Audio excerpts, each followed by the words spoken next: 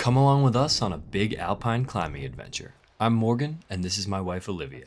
We drove 5 hours, took a boat shuttle, and carried 90 pounds on our backs to camp, fish, and climb at Perch in Idaho's Sawtooth mountain range. Our objective was Mountaineer's route, a 7-pitch classic 5.9 located on the northwest side of the Perch. Join along as we're mentally and physically drained by the weight on our backs, route finding challenges, and a whole lot of mosquitoes. I'm so proud that we were able to do this together, and I hope you enjoy the video. We had a long road ahead of us to get to the Perch, and our first stop was Redfish Lake Lodge. We arrived at about 9:30 with plenty of time to kill before our 11 a.m. shuttle across the lake. So we got a delicious breakfast at Limbert's, the lodge restaurant, to fuel ourselves up for the hike to the Perch. We're pretty novice backpackers, as you can see by our lack of ultralight gear, and I definitely felt the weight when I put this pack on for the first time. About to get on our shuttle at Redfish Lake Marina. Going across. When we got on the shuttle, I couldn't help but think just how novel this experience truly was. We were getting dropped off with nothing but the packs on our backs, ready to take on a true alpine objective. This is easily the biggest adventure we've been on together thus far, and I could barely hold back my excitement. To top it all off, the views on the boat were absolutely breathtaking. Oh my god. 39.5 pounds. Oh my god. 51 pounds. Terrible. And I'm already struggling. With this much weight on our backs, it didn't take long to be uncomfortable. Lucky for us, the first half of the hike was mostly flat, and the Sawtooth Mountains were honestly so beautiful. Even if we weren't going to climb, it would have been a really enjoyable hike just to take the scenery in. And then we saw it. Out there in the distance is our first view of Elephant's Perch. That curved guy right there. Perfect for an elephant to perch on. And so we trekked along, making sure to take plenty of breaks and staying super hydrated along the way. One of the breaks, I thought it would be a super perfect spot to try out our new water filter, but unfortunately, I had a little accident. We didn't catch it on video, but I fell in the river, completely struggled to get out, and Olivia was like kind of worried that I was actually going to get swept away for a second. I don't know if you can tell, but I'm soaking wet. I fell in the water down there, trying to use that damn water filter. My feet are soaked. I was afraid you were going to get swept away. Right before the hardest part of the hike. Now it's hilarious. Before it was kind of scary a little bit. One silver lining to falling in the river was that we had to cross one right after, so I just dove right in since my shoes were already soaked. Feels good.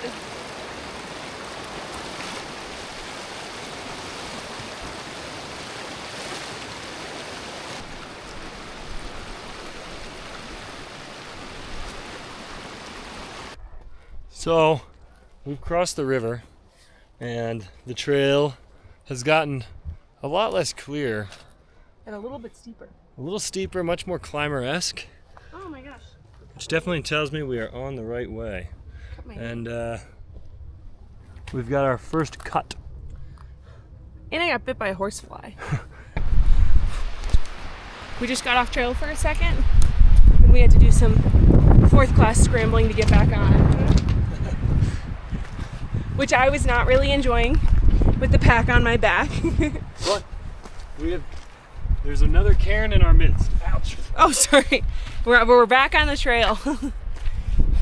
First 3 miles were a breeze. Yeah. Last mile has been really hard. My back hurts. I can't wait to get to camp.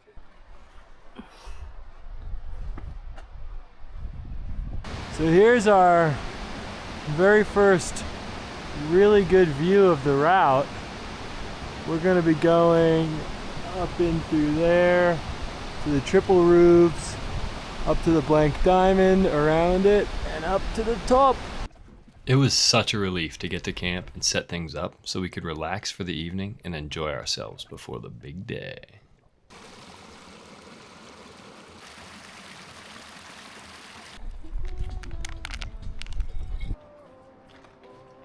pie style coconut. We're doing 1 serving of fettuccine alfredo with chicken and 1 serving of country style chicken pot pie. I stirred up our meals, let them steam, and then we walked on over to our lakeside hammock setup to enjoy the meal. Let's go fishing. We're going fishing. Want me to load the worm up? Great. It's a tiny brook trout. Oh! Is he okay? He got the worm. Oh my god! There you are! Ha ha! Look at that little cutie. The tiny one again. Wait. Oh, he's a cutie. Ooh! Oh! Oh! Oh, he flaps right back in. He's good. That was it.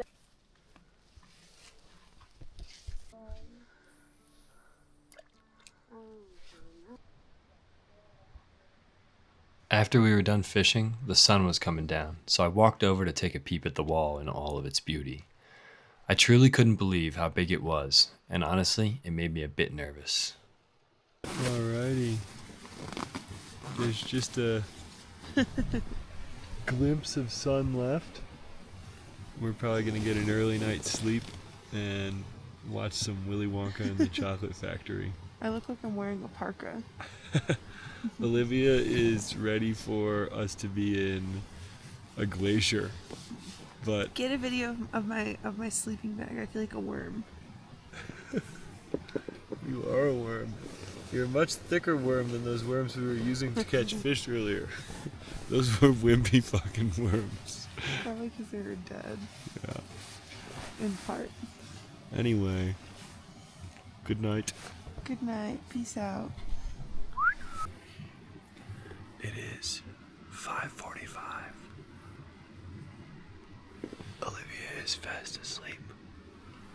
I'm gonna make us some coffee and some food.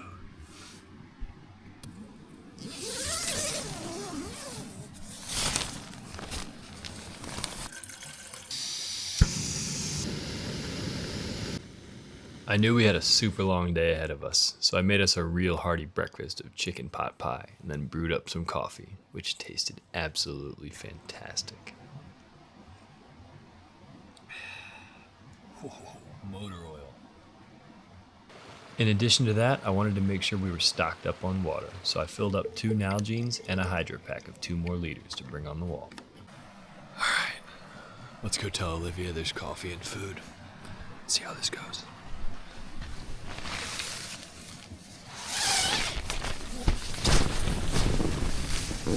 Hey, sweetie. There's coffee and food. I'm filming you.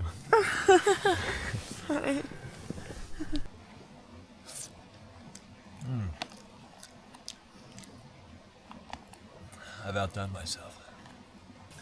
We've come inside to eat because the mosquitoes are kind of brutal. I think I got bit already when I went out to pee. All right, so we are ready to go climb.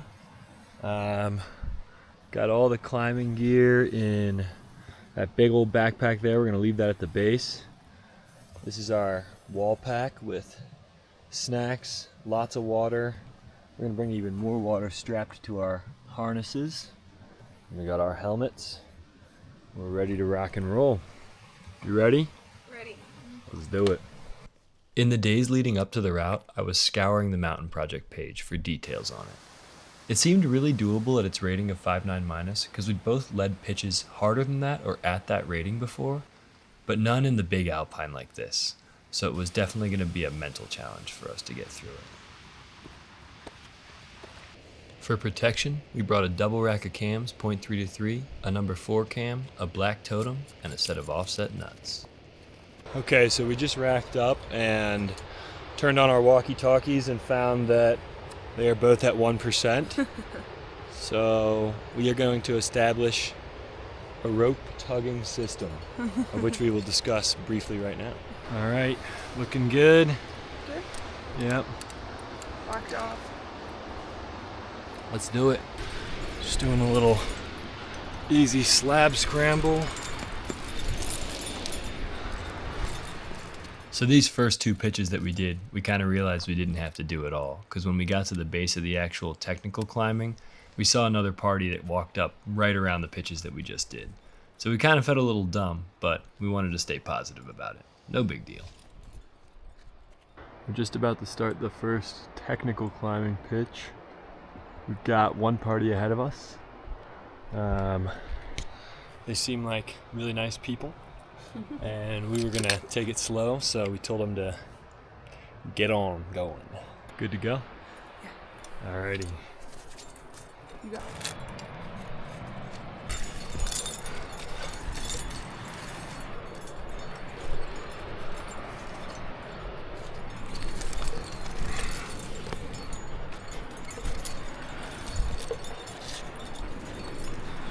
Even this first pitch was a little dirty and kind of lame climbing, but it was easy enough to get through quickly and pop Olivia back on belay, keep us rolling.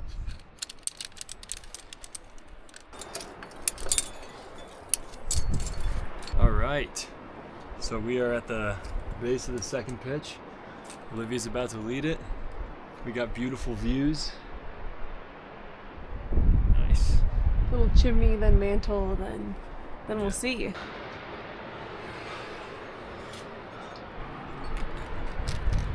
What ended up happening here was our first true challenge of the route, and unfortunately we didn't even get it on video because we were trying to conserve battery as it was running low.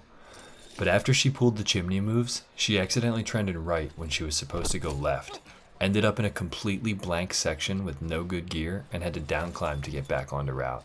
After this, she was a bit shaken up, and I knew I needed to keep us moving to get things feeling positive again. Okay.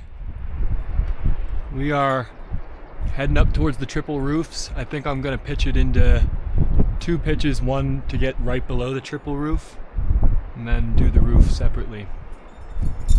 Olivia did a chimney pitch with a mantle, and it was a little sketch, but she got it done.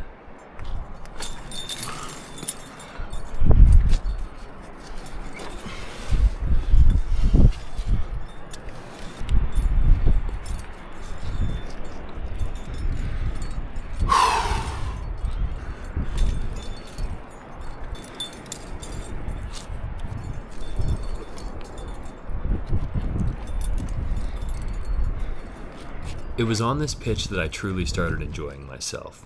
The movement was great, the gear was super bomber, and I was on exposed vertical rock that truly reminded you you're on an Alpine adventure. I really needed this after those scary moments that we just got through, and it helped to get my mind right for the harder pitches to come.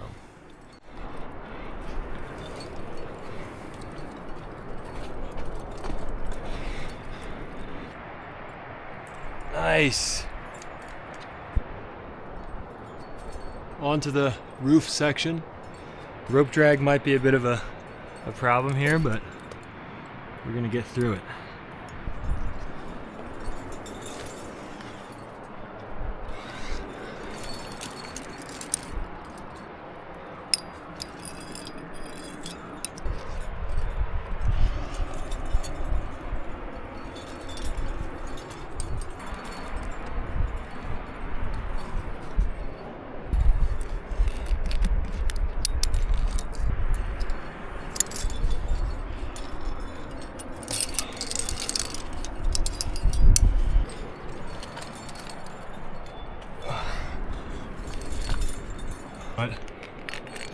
This is also a number one.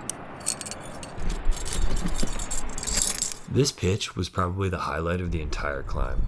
You get to do this chill traverse and either run it out or back clean your gear to avoid the rope drag, and then you pull out onto an arête with unreal exposure and an abundance of air below you. The climbing was awesome, the gear was good, and the day was 100% back on track.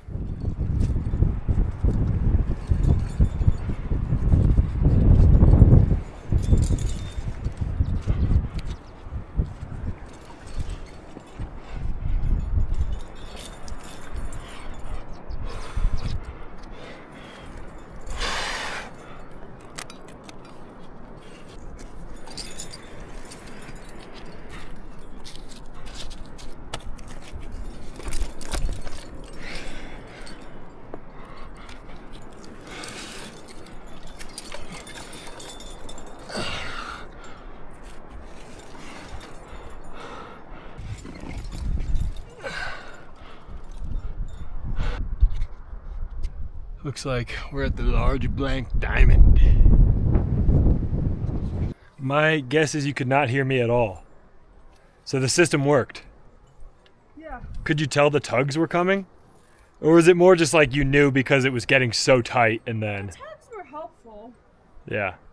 I kind of like abandoned the 3 tug and just started tugging a bunch. Yeah. You know what I mean? Holy fuck. Tugs are helpful to give a little context, but then in the end it's like... You just need to know that... You just keeping me really tight continually is what really... It's pretty inspiring then. All right. Next pitch looks like a bit of a traverse without much gear, so let's give it a go. Sunny now.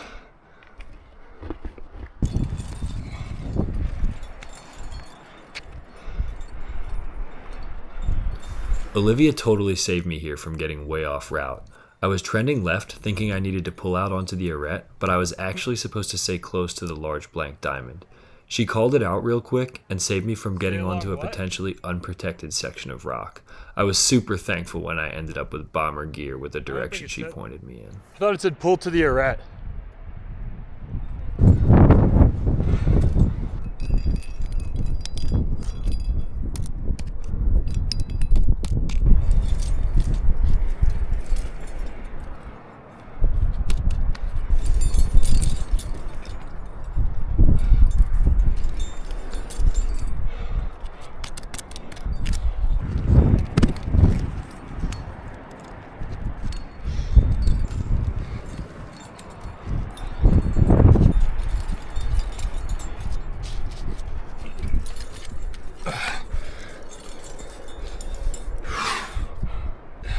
I think it's a decent anchor. Olivia's getting up here. Nice. Alrighty. Base of the fifth technical pitch, I guess. Although we've done like 8 pitches. But Olivia is about to lead it. And it goes up these good cracks here. Let's see. Along the large blank diamond.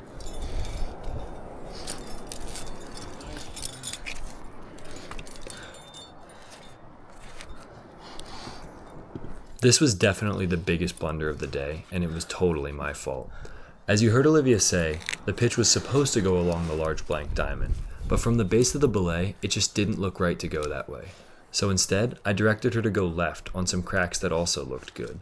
Luckily, the gear was really good, but as she kept climbing, it became increasingly clear that it was not the 5.7 she thought she was getting into. After she came to a move that was probably 5.9, she was certain she was off route. At this point, we turned the camera off to save battery, and she lowered off a couple of equalized pieces. I top roped back to where she was, totally agreed that the climbing was harder than expected, but pushed on anyways. I really wish I would have had this next part on video, because the climbing was actually pretty fun, and I got to do this super exposed traverse to get us back on route. It's all good though, because the last technical pitch had some sweet footage that would have been a shame to miss. Okay, about to start pitch 6. We got off route for a little bit. And I'm at the finger crack though, so I feel comfortable that I'm back on route.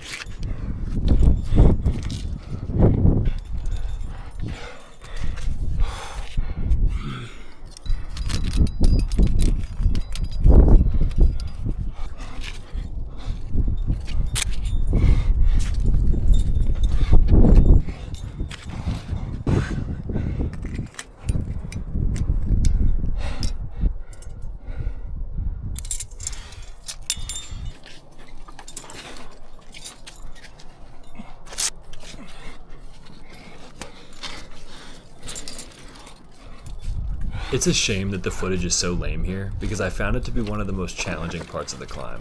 The crack was way too wide to jam my hand, so I had my right knee completely jammed into the wide crack and was just slowly shimmying it up until I could finally get my left foot into a secure position so I could reach high for a solid hand jam.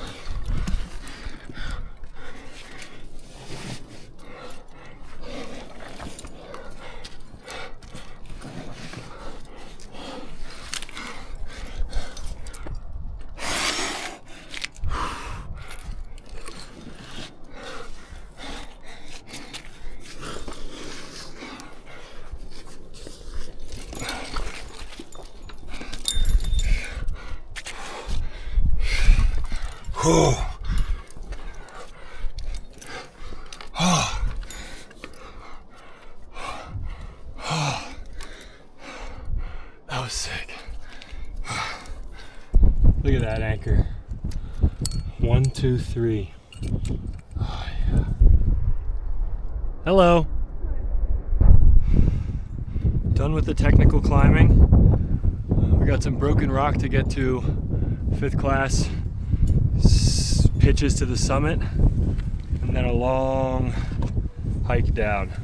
We're both really tired, but we gotta stay focused. Okay, we made it to the top of Mountaineer's route. There still is some pitches of climbing to get to the top of Elephant's Perch, but we decided, based on how tired we are, that we're gonna go ahead and descend now. It looks like our descent path is down this way, and then all the way back around to camp. So we still have quite a long trip to go. Hopefully just a shorter technical. And then let's get a nice little view for everybody of how beautiful it is. It's windy up here. The Sawtooth. Yeah. Oh. We finally made it back to camp. And we're filtering water diligently, and then we're gonna have a swim. And we had a nice surprise that our friends actually hiked up or backpacked up to meet us and hang out here. So We're sorry we took so long. we took so long. Well done, sir. Well done, sir. Our friends left us a message. Muck. It's murky. Like muck.